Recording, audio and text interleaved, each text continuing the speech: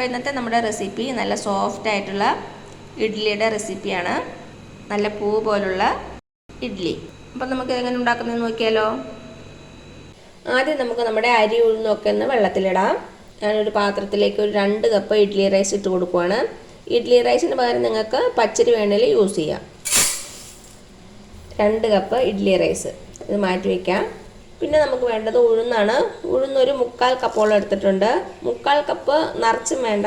3/4 കപ്പിൽ നിന്ന് 2 table spoon കുറച്ചെടുത്താൽ മതി കേട്ടോ. പിന്നെ നമുക്ക് വേണ്ടത് ഉലുവ ഞാനിപ്പോൾ ഇവിടെ ഒരു 1/2 ടീസ്പൂൺ എടുത്തിട്ടുണ്ട്. ഇത് നമ്മുടെ ഉഴുന്നിൻ്റെ കൂടെ തന്നെ ഇട്ട് കൊടുക്കുവാണേ.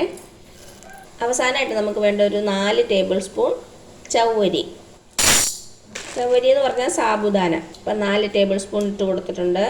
ഇനി ഇതെല്ലാം കൂടി നമുക്ക് നന്നായിട്ടൊന്ന് കഴുകിയെടുക്കണം. അരിയൊക്കെ ഒരു 5-6 പ്രാവശ്യമെങ്കിലും കഴുകണം. വെള്ളം തെളിയണ വരെ കഴുകണം. അപ്പോൾ തന്നെ നമ്മുടെ ഇഡ്ഡലിക്ക് നല്ല കളർ ഉണ്ടാവുള്ളൂ. അപ്പോൾ ഞാനിതെല്ലാം കഴുകിയെടുത്തിട്ട് വരാം. അപ്പോൾ നമ്മുടെ അരിയും ഉഴുന്നും ചൗവരിയും എല്ലാം കൂടെ നന്നായിട്ട് കഴുകിയെടുത്തിട്ട് വന്നിട്ടുണ്ട്. ഇനി നമുക്കൊരു 8 മണിക്കൂർ ഇത് വെള്ളത്തിൽ കുതിർക്കാൻ വയ്ക്കാം. ചവ്വരി നന്നായിട്ട് കുതിരണം. നല്ല സോഫ്റ്റ് ആകണം. നന്നായിട്ട് സോഫ്റ്റ് ആയില്ലെങ്കിൽ സോഫ്റ്റ് ആകുന്ന വരെ വെള്ളത്തിലിട്ട് വെച്ചിരിക്കുക. എന്നിട്ട് മാത്രം അരച്ചാൽ മതി. അരി ഉഴുന്നും 8 മണിക്കൂർ മതിയാകും. ചവ്വരിയുടെ കാര്യം മാത്രം ഒന്ന് ശ്രദ്ധിച്ചോണം. അപ്പോൾ ഇതെല്ലാം ഇരുന്ന് കുതിരട്ടെ, എന്നിട്ട് നമുക്ക് അരച്ചെടുക്കാം. ഇപ്പോൾ എന്താ നമ്മുടെ അരി ഉഴുന്നൊക്കെ വെള്ളത്തിലിട്ടിട്ട് ഒരു 8 മണിക്കൂർ കഴിഞ്ഞിട്ടുണ്ട്. എല്ലാം നന്നായിട്ട് കുതിർന്ന് വന്നിട്ടുണ്ട്. നമ്മുടെ ചവ്വരിയൊക്കെ നന്നായിട്ട് വീർത്ത് നല്ല പളുങ്ക് പോലെ വന്നിട്ടുണ്ട്. ഇനി ഇതെല്ലാം നമുക്ക് ഓരോന്നായിട്ട് അരച്ചെടുക്കാം. ആദ്യം നമുക്ക് ഉഴുന്ന് അരച്ചെടുക്കാം. ഒരു മിക്സി ബൗളിലേക്ക് ഇട്ട് കൊടുക്കാം. ഇതിലേക്ക് നമുക്ക് ഉഴുന്ന് അരയ്ക്കാൻ ആവശ്യമായിട്ടുള്ള വെള്ളം ഒഴിച്ചു കൊടുക്കാം. ഒത്തിരി വെള്ളം ഒഴിക്കരുത്. ഞാനിവിടെ ഐസ് വാട്ടറാണ് യൂസ് ചെയ്യണത്. നമ്മുടെ ഉഴുന്ന് ചൂടാകാൻ പാടില്ല. അതിന് വേണ്ടിയിട്ടാണ് നമ്മൾ ഐസ് വാട്ടർ യൂസ് ചെയ്യണത്. ഉഴുന്ന് നല്ല ഫൈനായിട്ട് അരച്ചെടുക്കാം. തരികളൊന്നുമില്ലാതെ നന്നായിട്ട് അരച്ചെടുക്കണം. അപ്പം ഞാനിത് അരച്ചെടുത്തിട്ട് വരാം. ഇതാ നമ്മുടെ ഉഴുന്ന് അരച്ചിട്ടുണ്ട്. തുറന്ന് നോക്കാം. ഇത് നല്ല ഫൈനായിട്ട് അരഞ്ഞിട്ടുണ്ട്. നല്ല ഫ്ലഫി ആയിട്ട് വന്നിട്ടുണ്ട്. ഉഴുന്നൊട്ടും ചൂടായിട്ടില്ല നമ്മൾ ഐസ് വാട്ടർ യൂസ് ചെയ്ത കാരണം. ഇനി നമുക്കൊരു പാത്രത്തിലേക്ക് ഇട്ട് കൊടുക്കാം. ഇതാ നമ്മുടെ ഉഴുന്നെടുത്ത് വെച്ചു. ഇനി ആ മിക്സി ബൗളിലേക്ക് തന്നെ നമുക്ക് അരി ഇട്ട് കൊടുക്കാം. മിക്സി ബൗൾ കഴുകേണ്ട ആവശ്യമൊന്നുമില്ല. 2 ബാച്ചായിട്ട് അരയ്ക്കാം. ആവശ്യത്തിന് വെള്ളം ഒഴിച്ച് കൊടുക്കാം. ഇനി നമ്മുടെ അരിയും കൂടെ നന്നായിട്ട് അരച്ചെടുക്കാം. ഇതാ നമ്മുടെ ഫസ്റ്റ് ബാച്ച് അരി അരച്ചുകൊണ്ട് വന്നിട്ടുണ്ട്. ഇത് നമുക്ക് നമ്മുടെ ഉഴുന്നിൻ്റെ കൂടെ ചേർത്ത് കൊടുക്കാം. വെള്ളം കൂടുതലായി പോകരുത്. ദോശയുടെ പോലെ ലൂസാകരുത് നമ്മുടെ മാവ്. അതിനനുസരിച്ച് വെള്ളം ചേർത്ത് കൊടുക്കണേ. നമുക്ക് അടുത്ത ബാച്ചും കൂടെ അരച്ചെടുക്കാം. ഞാനിപ്പോൾ ചവ്വരിയും കൂടെ ഇതിലേക്ക് ചേർത്ത് കൊടുക്കുവാണേ. അപ്പം നിങ്ങൾക്ക് ചെറിയ മിക്സി ബൗളാണെങ്കിൽ ചവ്വരി സെപ്പറേറ്റ് ആയിട്ട് അരച്ചെടുത്താൽ മതിയാവും. ആവശ്യത്തിന് വെള്ളം ഒഴിച്ച് കൊടുക്കാം. ഇതും നന്നായിട്ട് അരച്ചെടുത്തിട്ട് വരാം. ഇതാ നമ്മുടെ അരിയും ചവ്വരിയും കൂടെ ചേർത്ത് അരച്ചത് റെഡി ആയിട്ടുണ്ട്. ഇത് നമുക്ക് മാവിൻ്റെ കൂടെ ചേർത്ത് കൊടുക്കാം.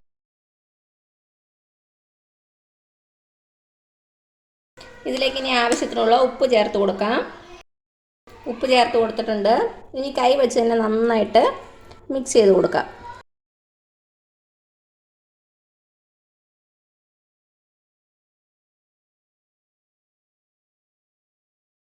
ഒരു 2 മിനിറ്റ് ഒന്ന് നന്നായിട്ട് മിക്സ് ചെയ്ത് കൊടുക്കുക. അപ്പം തന്നെ നന്നായിട്ട് പുളിച്ച് നല്ല സോഫ്റ്റ് ആയിട്ടുള്ള ഇഡ്ഡലി നമുക്ക് കിട്ടുള്ളൂ.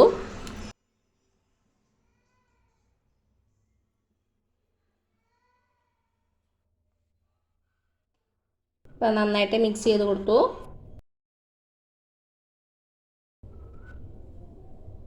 ഇനി നമുക്കിത് പുളിക്കാൻ വേണ്ടിയിട്ട് ഓവർനൈറ്റ് വെച്ചിരിക്കാം. അടച്ചു വെച്ച് കൊടുക്കാം. ഇനി നമുക്ക് നാളെ മാവ് പുളിച്ചതിന് ശേഷം സോഫ്റ്റ് ആയിട്ടുള്ള ഇഡ്ഡലി തയ്യാറാക്കി എടുക്കാം. അതുവരെ നമുക്ക് വെയിറ്റ് ചെയ്യാം. ഇതാ ഇപ്പോൾ പിറ്റേ ദിവസം ആയിട്ടുണ്ട്. നമ്മുടെ മാവൊക്കെ നന്നായിട്ട് പുളിച്ച് പൊങ്ങിയിട്ടുണ്ട്. ജസ്റ്റ് മിക്സ് ചെയ്ത് കൊടുക്കാം.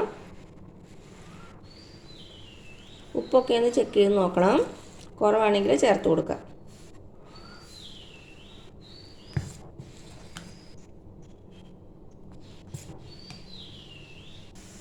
ഒന്ന് നന്നായിട്ട് മിക്സ് ചെയ്ത് കൊടുത്തു.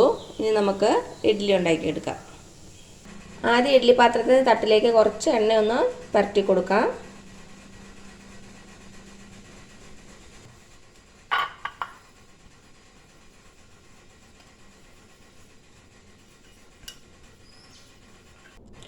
ഇനി നമുക്കിതിലേക്ക് മാവ് ഒഴിച്ചു കൊടുക്കാം.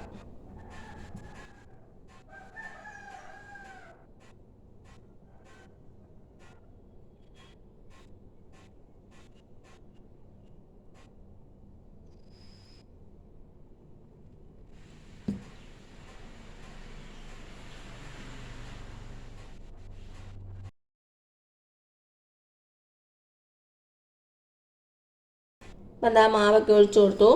ഞാൻ ഇഡ്ഡലി പാത്രത്തിൽ വെള്ളം തിളപ്പിക്കാൻ വെച്ചിട്ടുണ്ട്. അത് തിളച്ചിട്ടുണ്ട്. നമുക്ക് നമ്മുടെ തട്ട് അതിലേക്ക് വെച്ച് കൊടുക്കാം.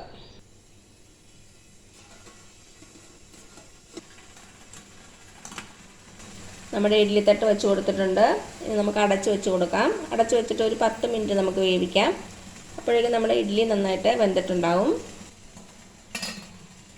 അപ്പോൾ ഇതാ ഒരു 10 മിനിറ്റ് കഴിഞ്ഞിട്ടുണ്ട്. നമ്മുടെ ഇഡ്ഡലി വെന്തിട്ടുണ്ടാകും. തുറന്ന് നോക്കാം.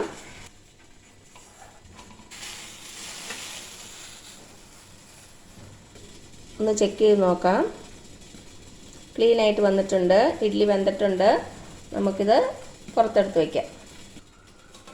ഇത് ചൂടോടെ തന്നെ ഇപ്പോൾ ഇഡ്ഡലി പാത്രത്തിൽ നിന്ന് എടുക്കരുത്. ഇതിൻ്റെ ചൂടാറിയിട്ട് വേണം നമുക്ക് പാത്രത്തിൽ നിന്ന് എടുക്കാൻ. അപ്പോൾ ചൂടാറുന്നവരെ വെയിറ്റ് ചെയ്യാം. ഇപ്പോൾ അതാ നമ്മുടെ ഇഡ്ഡലിയുടെ ചൂടാറിയിട്ടുണ്ട്. നമുക്കിത് ഇഡ്ഡലി പാത്രത്തിൽ നിന്ന് മാറ്റാം.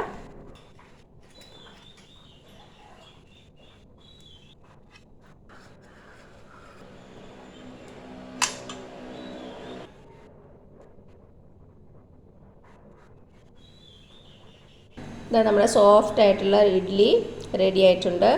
എന്താ കാണുമ്പോൾ തന്നെ അറിയാം നല്ല സോഫ്റ്റാണ്. ഒന്ന് കട്ട് ചെയ്ത് കാണിച്ചു തരാം.